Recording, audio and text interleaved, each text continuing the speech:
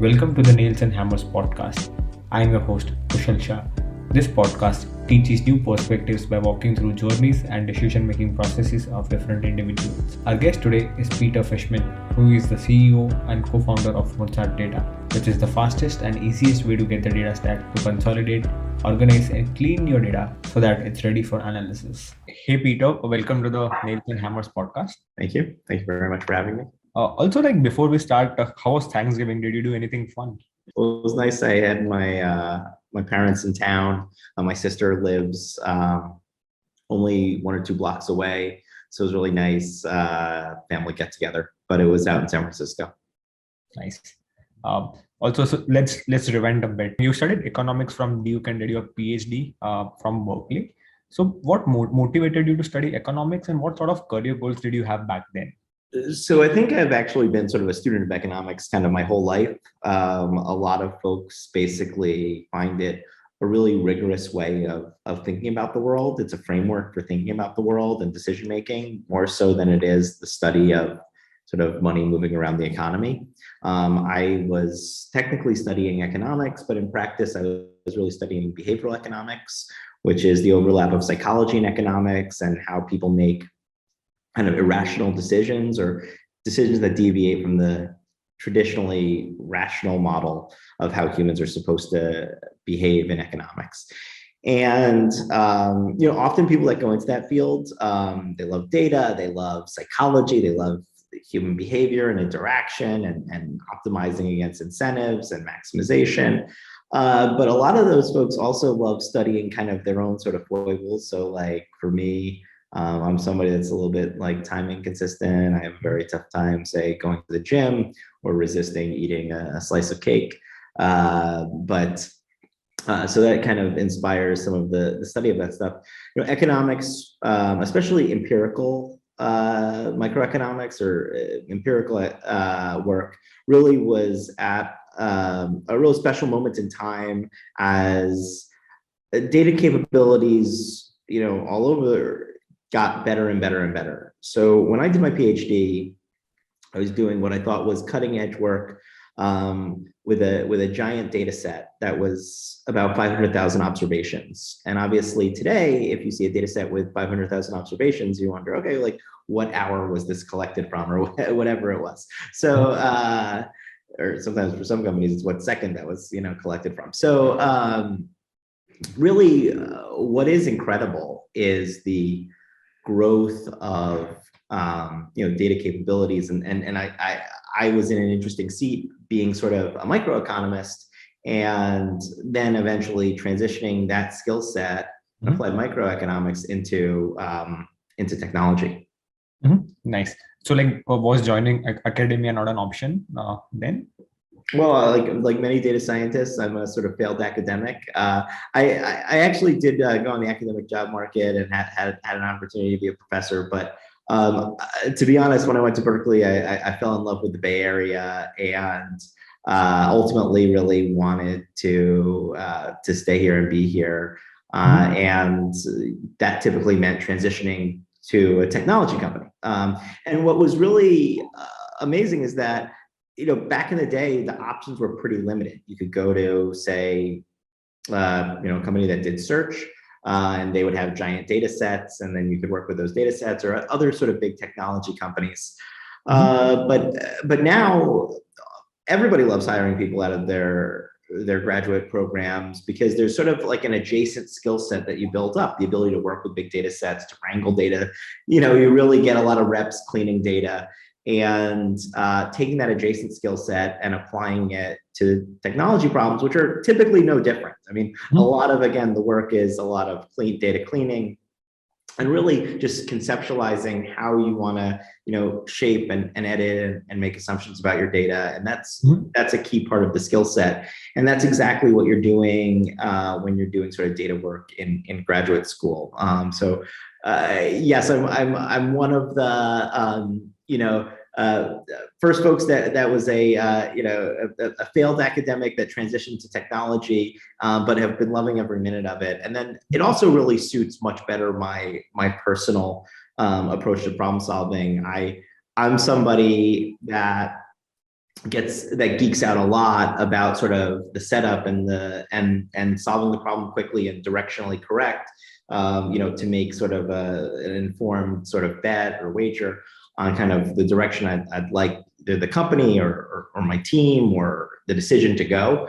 And a lot of what academic work in my field, which was social sciences, is all about actually making an insight that is science. And to be science, you want to be really rigorous about like how you measure things and how accurate and how precise it is. And it's actually a very high standard that people hold for sort of a scientific learning in the social sciences. And what that typically means is you spend not, seconds getting the insight or even hours, which is typically how it works in technology, but rather, I spent, the better part of 6 years, which is how long, or 10 years in college, 6 years on my essentially PhD. That's the type of length a great insight can take to go through sort of the peer review process and being sort of beat up and sort of critiqued and thought through, and that's the kind of problem that some people are crazy passionate about. What I discovered, sadly, after I had sort of almost completed my PhD, was that I was much more passionate about getting to an answer really quickly, one that was, I thought, directionally right, and that actually has a really great application in technology. Fair enough. And also, speaking of precision and accuracy, one of the first things that you did after grad school was you worked with Philadelphia Eagles. So tell us more about it. Yeah, so I think it was 2002, but I might be off by a year. Moneyball came out, and Moneyball was a story about the Oakland A's team, and the Oakland A's had basically used statistics to gain an advantage in as sort of an unlevel playing field of baseball. That they were really pushing the boundaries of how teams were using the stats to assess the players, that there have been traditional ways of essentially assessing the players, and through sort of a little bit more rigorous analysis, they figured out that that was the sort of wrong things to look at. And what that did was that enabled them an opportunity to sort of play on the off diagonal, which I like to call it. It's not just players that people think are good that are good, but actually players that people think are mediocre or bad that are actually good based on the hidden stats. And that became a very popular book when I was in graduate school. Actually, a few of my graduate classmates actually dropped out to go into the sports field, which was really starting to suck up really great minds in the front offices. In fact, one of my graduate school classmates is actually the president of the San Francisco Giants. I'm a huge Giants fan, but I'm even a bigger fan of his. And he just won the MLB Executive of the Year. I had a very sort of a much different role, but I was in the front office of the Philadelphia Eagles, and I was working on, of course, the statistics associated with assessing football players and trying to find sort of hidden measures for what would tell you about essentially their skills. Nice. And so, how did you get an entry into Philadelphia Eagles, and then how would you interact with players or coach or managers from there? Sure. So I certainly wasn't on the field, so I want to make that part clear. I wasn't out kicking field goals or throwing passes. It was funny in graduate school. What I didn't like was sort of being stuck in a room and crunching regressions and trying to find a relationship between sort of between variables in a giant data set. And then what I discovered at the Eagles was I was doing the exact same thing, except the column names had changed. So how I got to the Eagles was actually the story there is one that I actually love telling. It's that I wrote physical letters to the teams. I think every 3 months I was in graduate school, and I ended up actually getting interviews with the Browns and the Jets and the Jaguars, and eventually I got a job with the Eagles. What was incredible was that like, you know, that was a way that people got jobs back then. They would send physical letters to the person of interest, the hiring manager, and you would sort of write a cover letter explaining how great you are.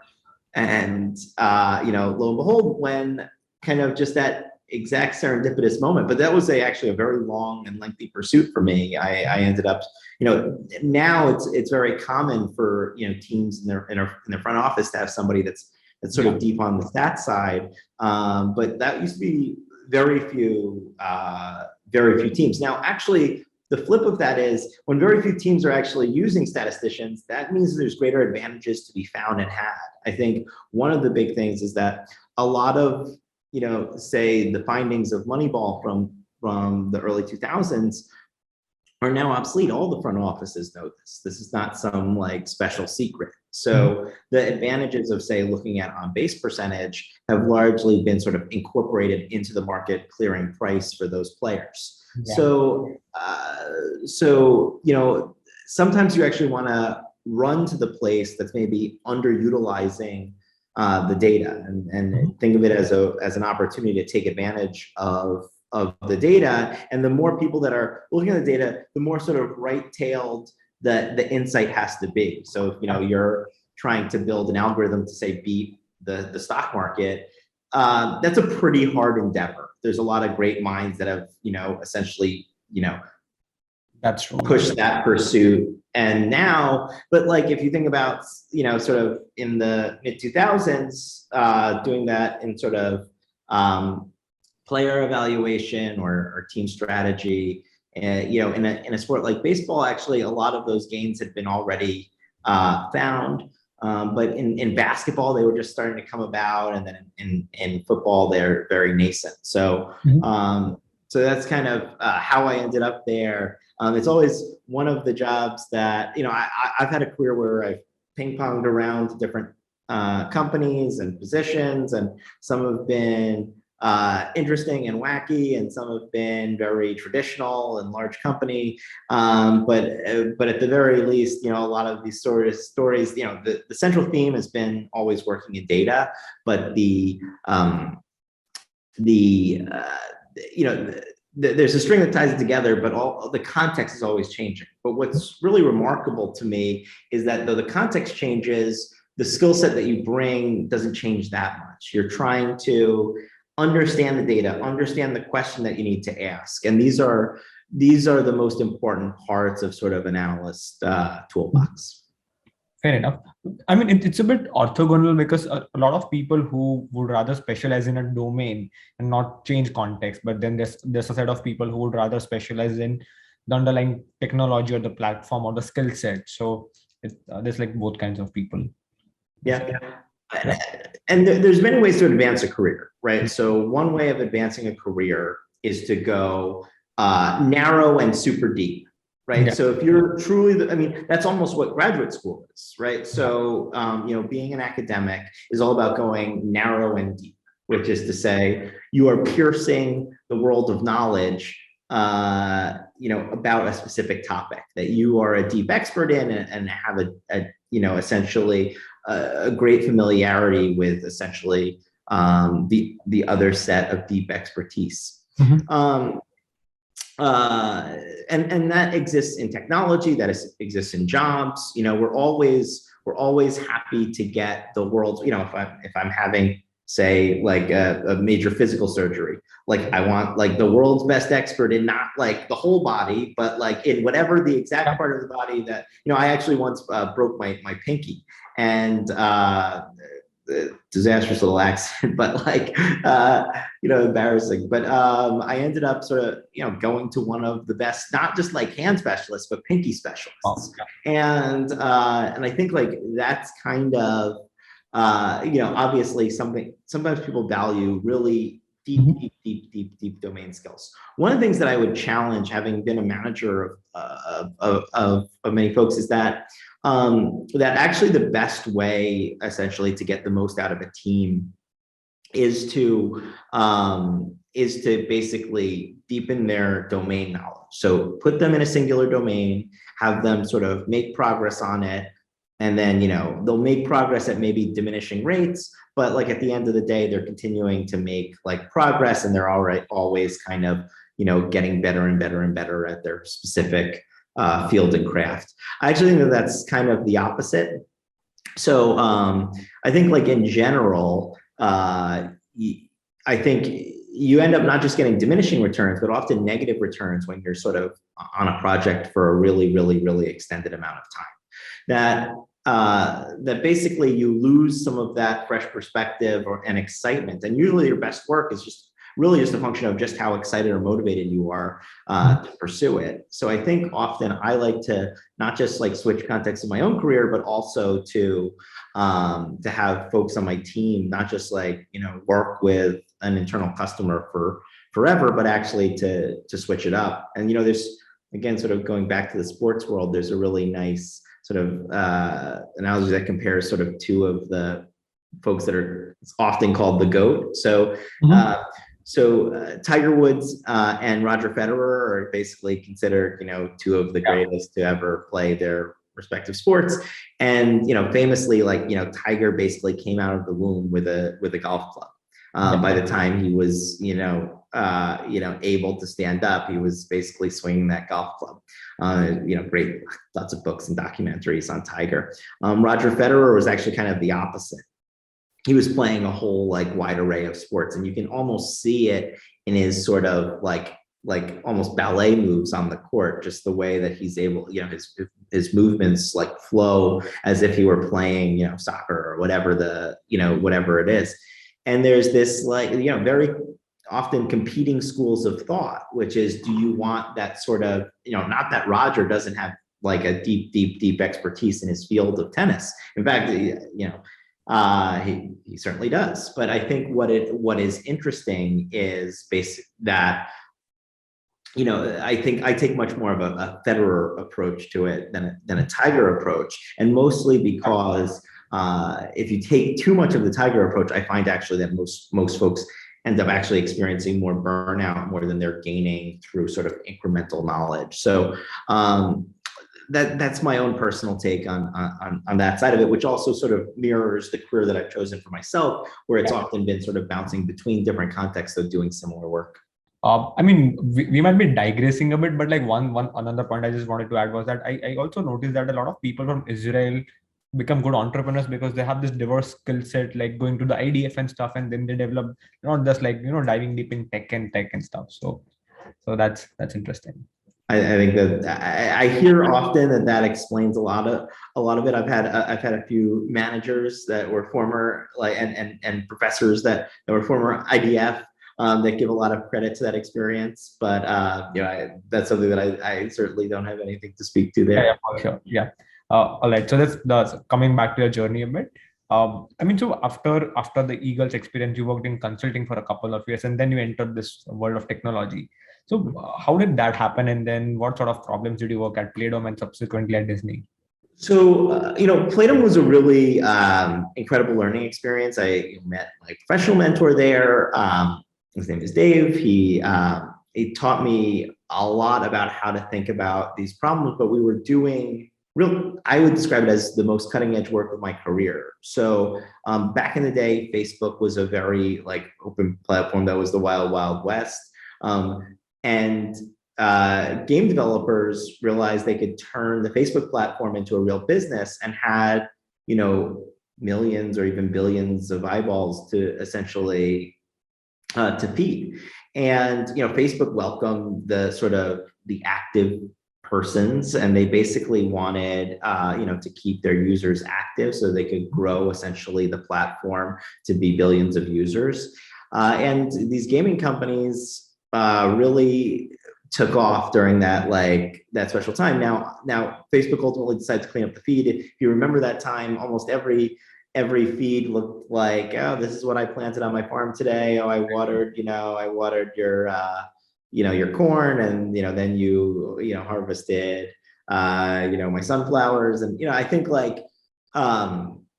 these sort of virtual games, they were kind of silly on paper, a lot of times a waste of time, but actually it was really one of the most fulfilling jobs I've ever had. It was the most intellectually interesting. We had 500 million basically unique, when I was there, even just a unique, essentially player games. So like you could get to statistical significance in like no time. So you could run experiments where you'd, famously test condition A versus condition B. And, a lot of times when I was in graduate school, I would run economic experiments and, you'd invite students into a lab and then they would, answer questionnaires. And then, if you could run 20 in an afternoon, it might blow your entire research stipend. And similarly, it would, take a full day.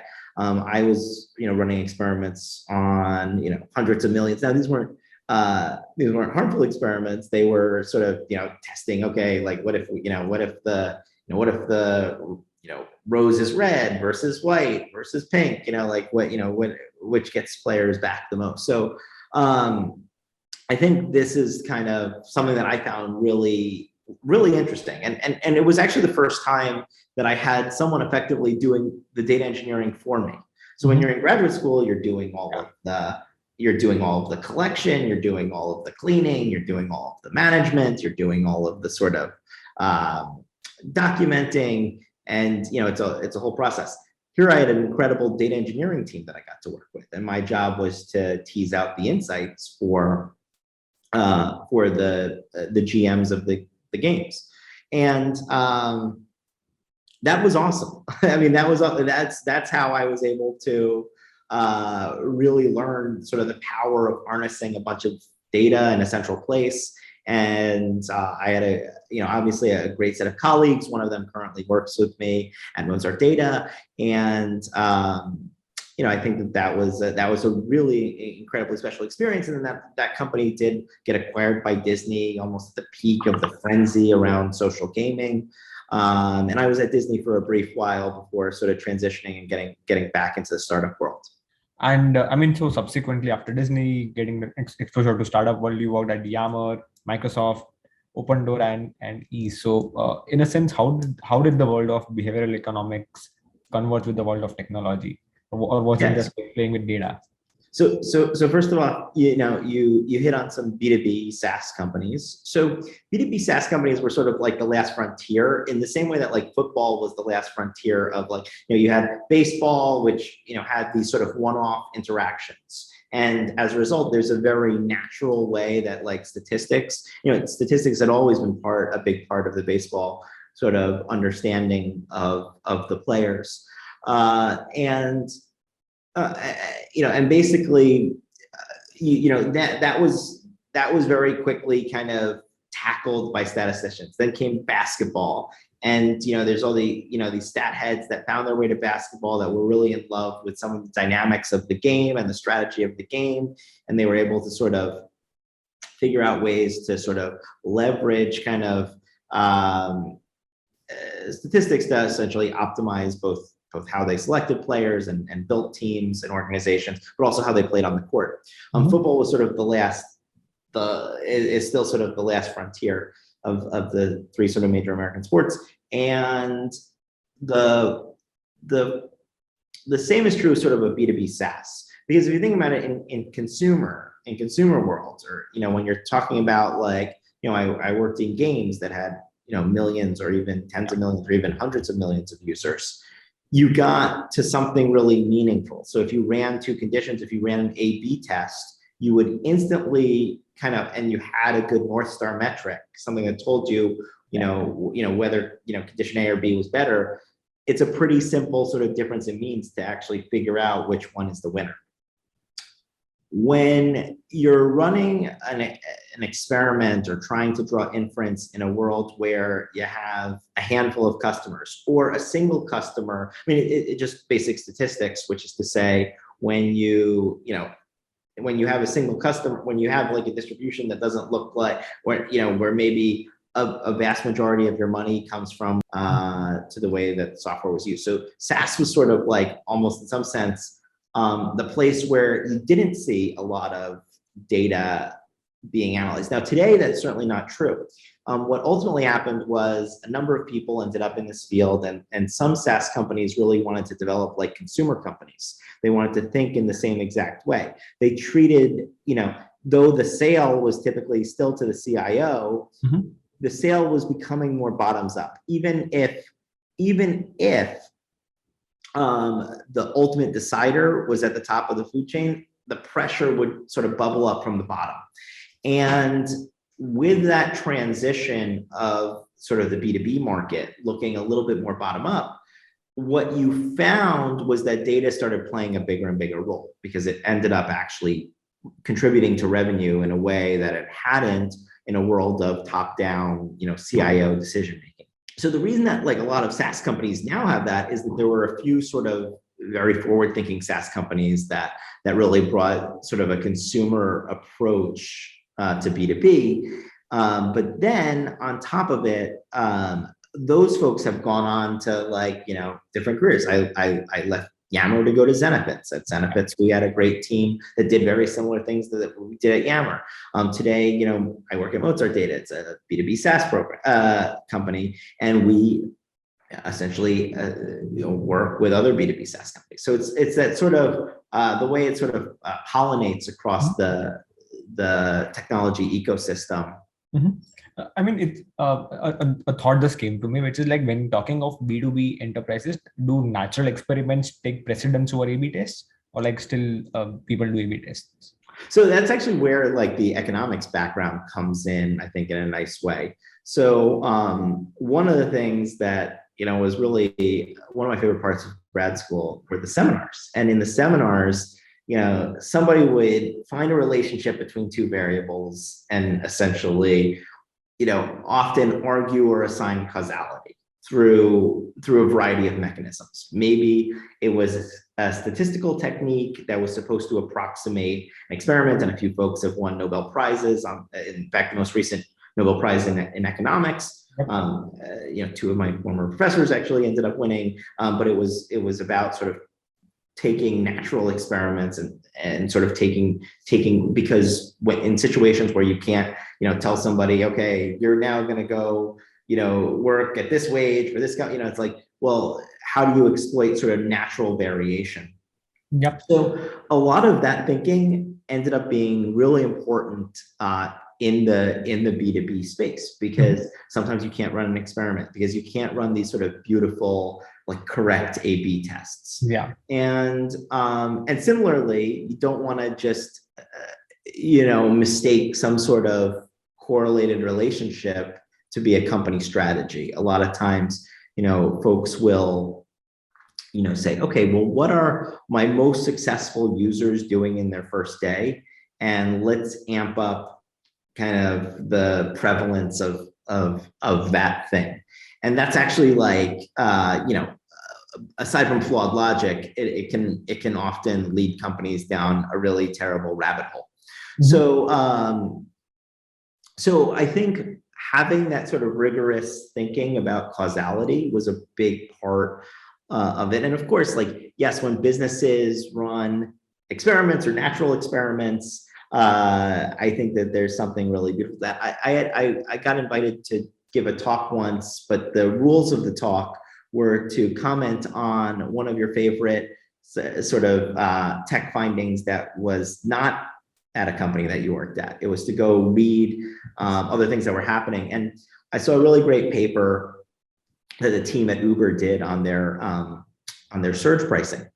And basically they had exploited a natural, not only, they realized that sort of, that sort of experimental thinking, they exploited a natural experiment, which was on New Year's Eve, their surge algo, had a bug in it and essentially had an issue for about an hour. Oh. And they essentially took that as a natural experiment on, having it versus not. And that's the type of thinking that I think is really beautiful when you're able to sort of, there you have probably the observations that you can actually run this as a clean experiment, but it's even better when, you see really clever thinking to leverage, natural experiments in the business context. And along with your career in technology, one of the things that you did was you started a hot sauce company. So how did that happen? How did you scale it, market it? It featured in a couple of news channels and stuff. So like, can you share a bit of a story of that? Yeah, I think It's funny. This is my second entrepreneurial endeavor. My first was a hot sauce company with actually my current co-founder.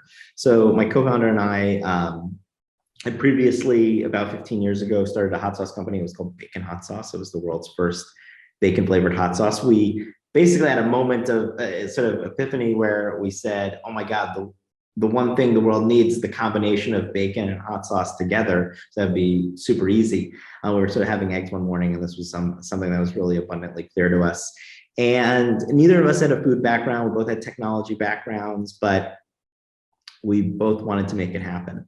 So, I think we had a really great side passion project that we pursued to its fullest. And actually, we were leveraging pretty nascent platforms at the time, really to advance our business. So, if you want to get into the food game or a lot of games that are highly competitive, it's challenging. It's truly, especially as an outsider. It's one thing if you have all these industry connections or a variety of things, but as an outsider, it's actually very challenging. So you typically have to find a new channel for distribution. Mm-hmm. We found 2 new channels for distribution, which was one of the secrets to the company lasting for so long. And one of those channels was Shopify. So we were building basically D2C offering and wanted to make that crazy easy and low lift. And we were leveraging, we'll call it a nascent platform, Shopify. And it was at the time. And then the other one was Facebook. Not that certainly, if any of your listeners haven't heard of Shopify or Facebook, they're probably lying.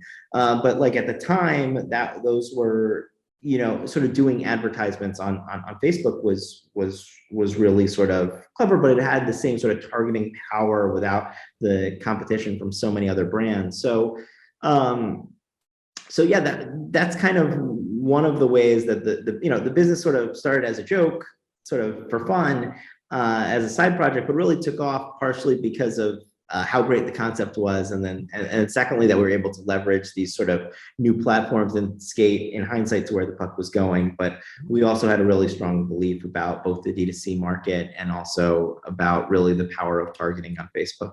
Mm-hmm. Selling the product is one thing, but then making it is another ball game altogether. So how did you make the hot sauce? So I tell you that we had a cauldron in the back of my apartment. That'd be a lie.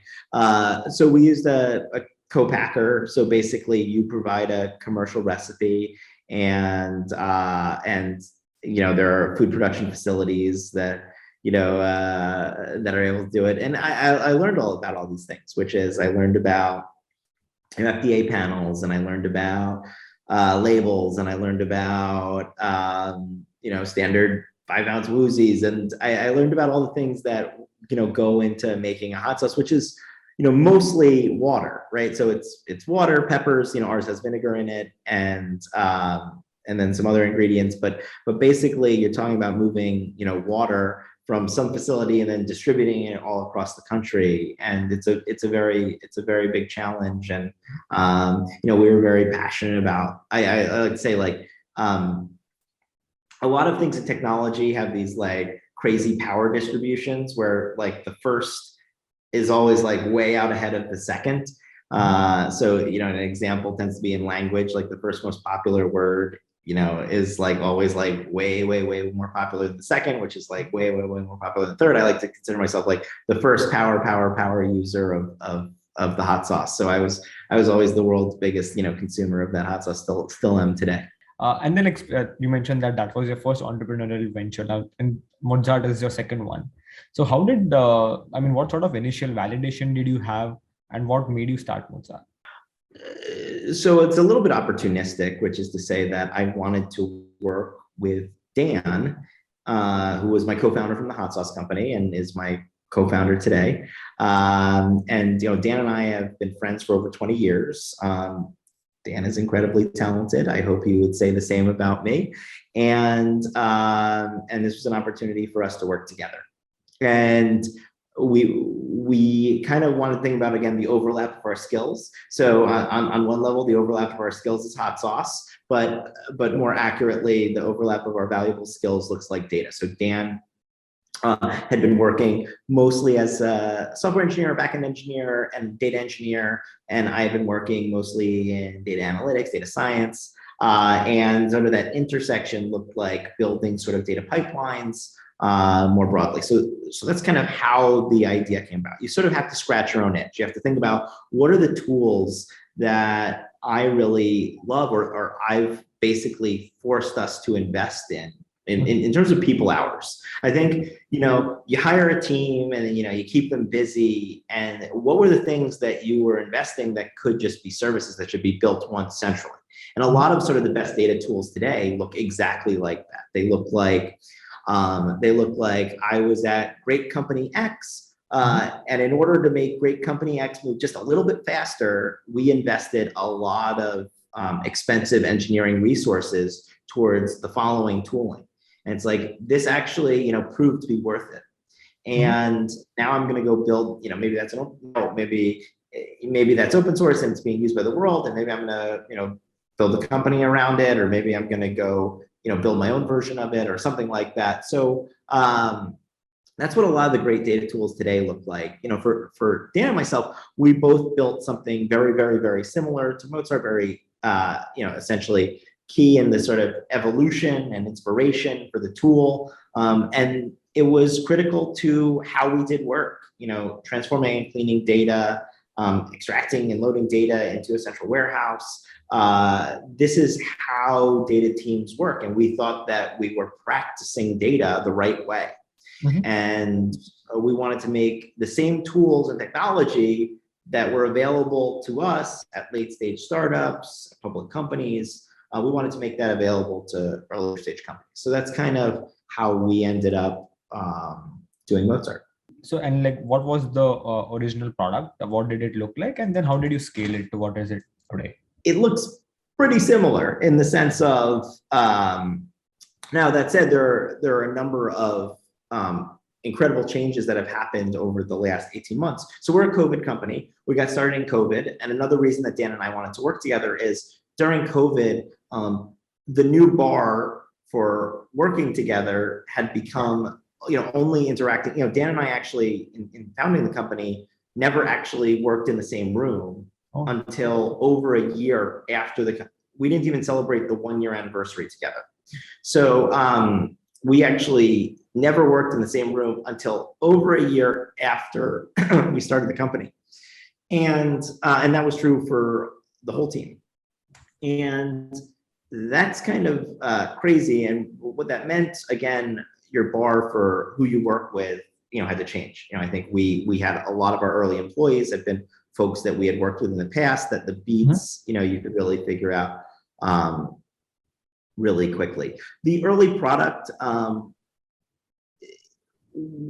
think, Dan and I early in our journey ended up going to Y Combinator. So that tends to be the Silicon Valley cheat sheet of like how to get going really quickly. And a lot of like Y Combinator like preaches about, obviously, make stuff people want, but above that, it's do things that don't scale, which is, I think a lot of what our offering was helping teams centralize their data and do something useful with that. And on the one hand, that's productized in our product and it works perfectly smoothly and well. On the other hand, it always helps to have a helping hand and have some data engineering assistance and a push in the back. And a lot of what the early product looked like is what today's product looks like, but with some additional pushes in the back from myself and Dan. And that's kind of, I think the core sort of philosophy is unchanged. Like a big part of what the tool is it centralizes data and it provides essentially a common place to clean and come up with your essentially sources of truth. The how you do that changes, the workflows, the UX, the additional capabilities and features, the requests that basically larger companies have as the companies data capabilities and fluency scales. How do you keep up with their needs? And the needs of a 10-person data team don't look like the needs of a 0-person or -1-person data team. And that's kind of the tricky like challenge, which is, you have design partners that are sort of scaling their data fluency, using data in more and more ways and using more and more data. And that's really great. But then the flip is you also have to make it, the whole thesis was what's a really easy onboarding that's not going to require a data engineering. See, 10 years ago, when you would start a team, it would be like you'd have to hire, a me, a Dan, spend a lot of money on, Amazon or some similar technology. And then if you're lucky, you could get up and running if you had the data and if you had that essentially the good versions of me and Dan. Mm-hmm. And that'd be if you get away with doing it with one. I mean, you might be looking at bills, north of $5 to $10 million just to get started. Today, it's $6 in a credit card. And I think like that's an incredible change in the data landscape. And now seeing how that plays out with not just our tool, but with many tools is very interesting. And it's one that's really like refreshing. It basically means that really a lot of other companies can, sort of that long tail can start, or even not even the long tail, but like essentially a new set of companies can really be exposed to the benefits of using data. Mm-hmm. I mean, I do get the gist that you saw similar problems in your career that, hey, I mean, you had to wrangle data and you had to make decisions out of it. Mm-hmm. But as a company, it's a bit, I mean, how did you convince companies to, share their data with you or maybe share their pipelines with you? And how did you partner with them? So, that's always a conversation, right? So, there's the classic line. I think it's like nobody ever got fired for hiring IBM or whatever the equivalent is. And, under the hood, we are essentially providing a managed Snowflake data warehouse. So most companies have, through a combination of docs and Snowflake security pages, have a lot of confidence in Snowflake basically scales to the biggest companies in the world.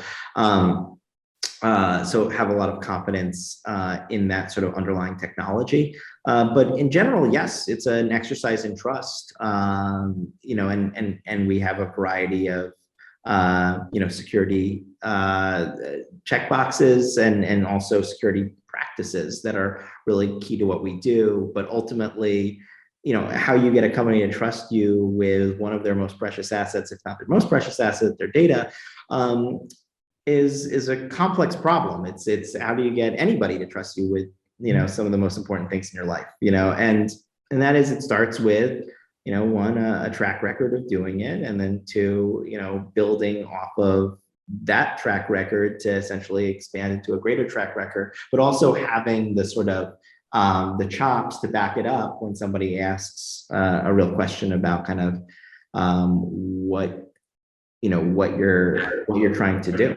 Mm-hmm. And then working with Dan is one thing, or Dan is someone that you knew for 15 years. Mm-hmm. And in terms of hiring people and in terms of like thinking of questions like culture and cultural fit, how are you thinking of those aspects? Yeah, so Dan and I obviously are trying to craft a culture at Mozart that is what we want. I think that's a nice part about, I think people talk about the founder journey a lot, and there's a number of really, really hard parts in it, and like mentally difficult parts. And then, and then most often companies fail. So that part is maybe not financially rewarding. Sometimes the far right tail are massive successes. So you obviously overhear about those and people think of it as, well, if you really hit it, you hit it.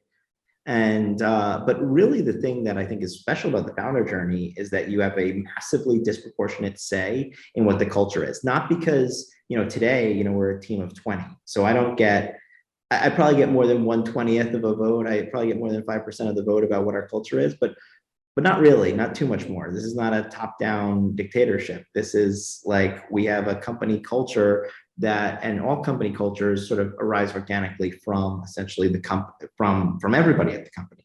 But what I did have was a massively disproportionate say in who we hired as our first employee and who we hired as our second employee. And those people are probably going to be the ones that are most likely to jump on board with the culture that Dan and I wanted.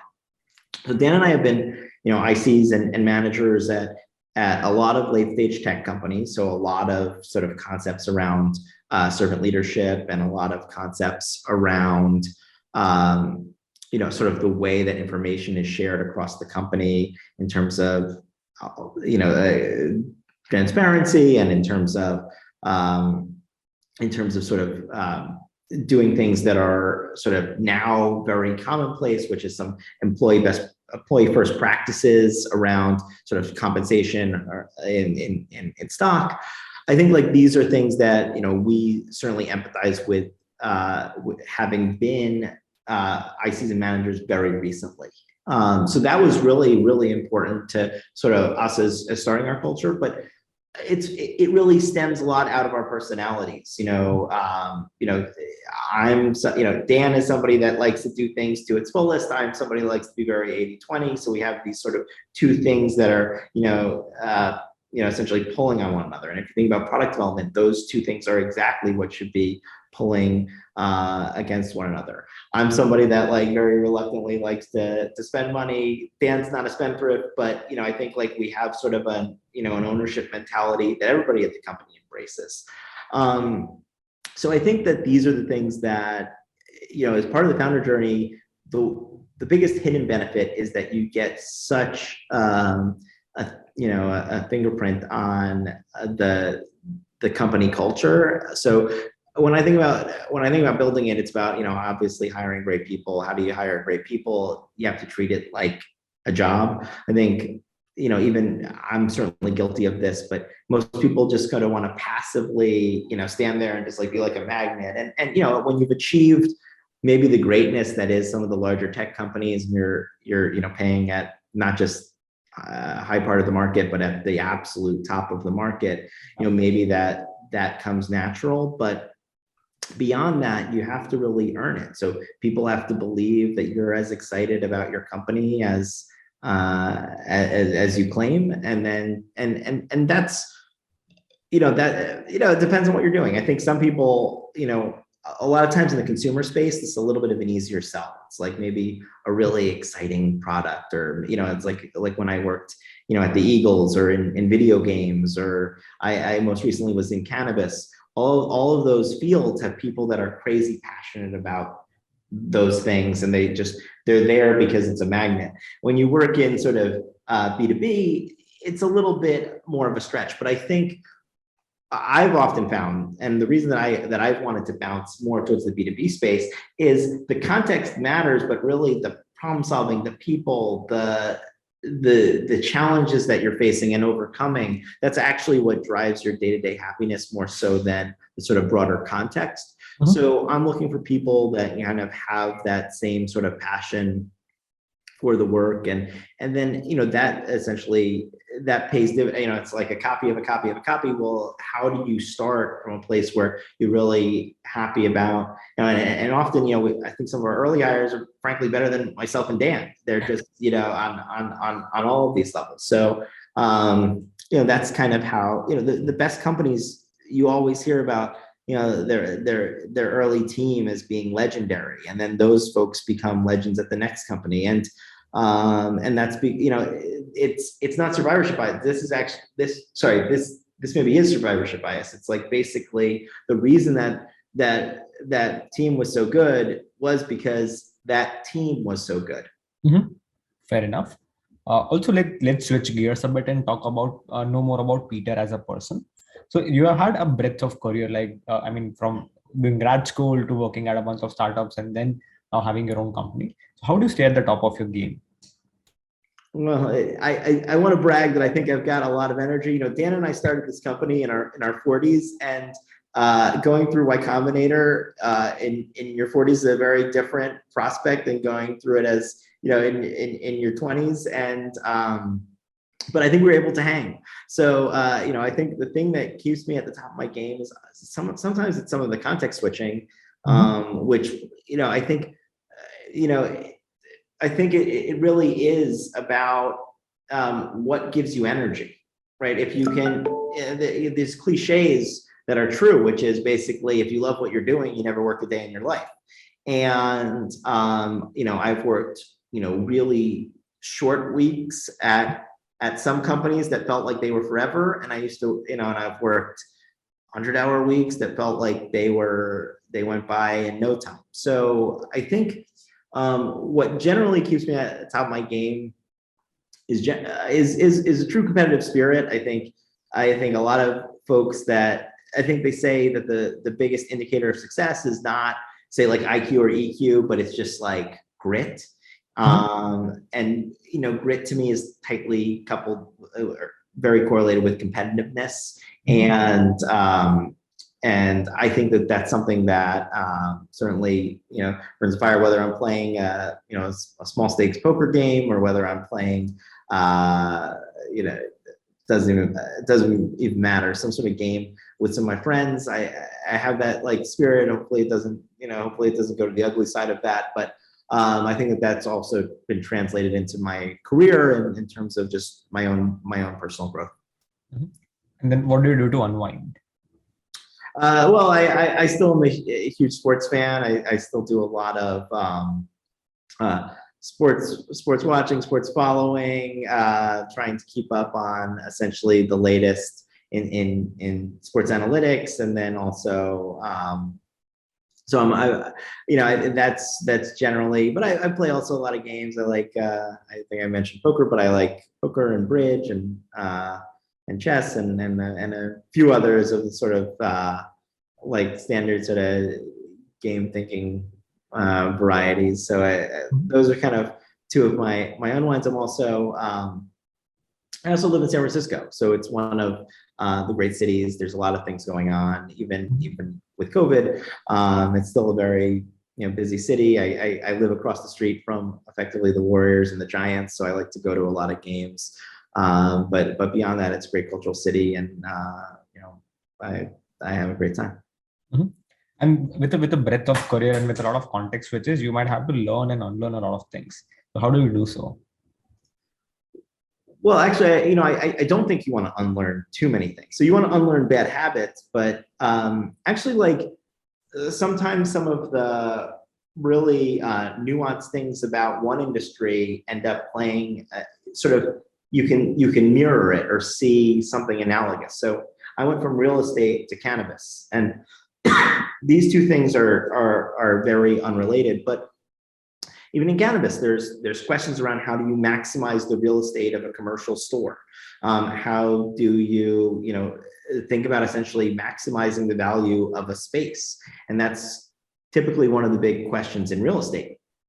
So there's not, the Venn diagram never looks like concentric circles, but it actually never looks like it never looks that they're all like disjoint. The Venn diagram always will surprise you how much the center is, how much, obviously, like all the data questions overlap.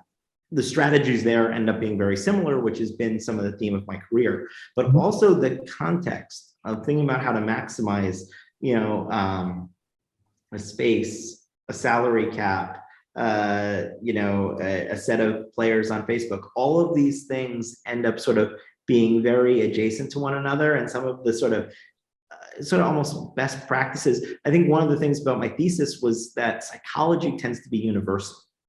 Yeah.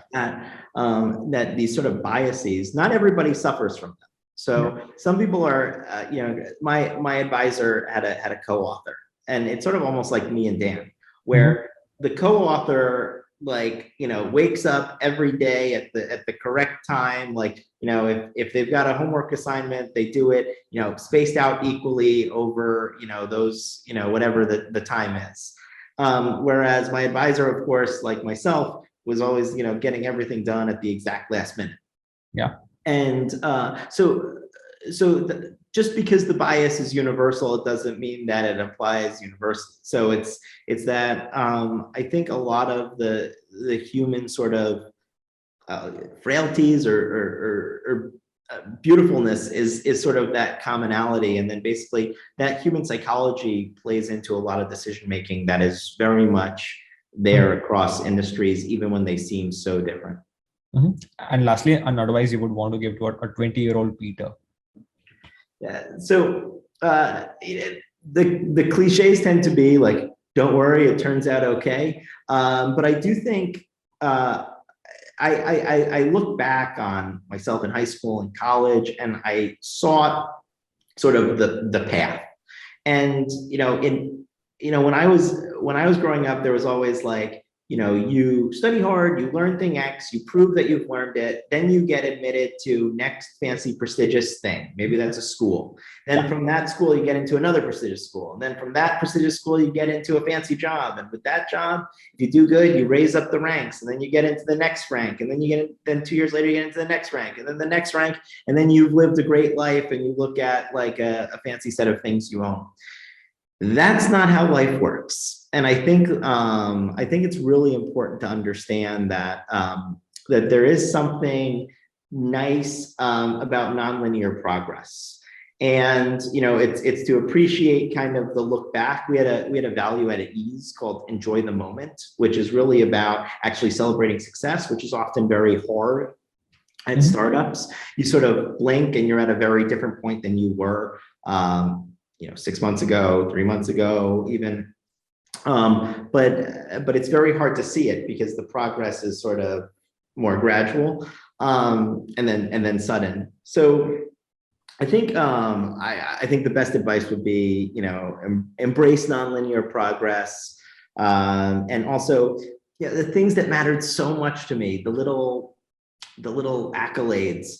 Obviously, like, I love the fact that I strive so hard to get them, but they're certainly not going to make or break any part of you. So I think it's all about like learning and growth more so than the accolades, even though that it's that strive for it that kind of brought on so much of the adventure. Awesome. So that's the end of the podcast, Peter. Thank you so much for your time, and it was a great pleasure talking to you. Yeah, I really enjoyed it. Thank you. I hope that you enjoyed listening to this episode with Peter. Please subscribe to Nails and Hammers on the platform of your choice.